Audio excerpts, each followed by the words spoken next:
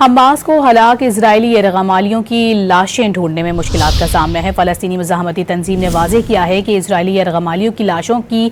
واپسی میں وقت لگ سکتا ہے کیونکہ کچھ لاشیں ان سرنگوں میں دفن ہو گئی تھیں جو اسرائیل نے تباہ کر دی ہیں اور کچھ عمارتوں کے ملبے تلے دبی ہوئی ہیں جنہیں اسرائیل نے بمباری سے گرا دیا تھا۔ لاشیں نکالنے کے لیے ملبہ ہٹانے والے آلات درکار ہیں، لیکن اسرائیل نے ایسے آلات کی غزہ میں داخلے پر پابندی لگا رکھی ہے جس کے باعث یہ کام فی الحال ممکن نہیں۔ حماس کو ہلاک اسرائیلی یرغمالیوں کی لاشیں ڈھونڈنے میں مشکلات کا سامنا ہے۔ فلسطینی مزاحمتی تنظیم نے واضح کیا ہے کہ اسرائیلی یرغمالیوں کی لاشوں کی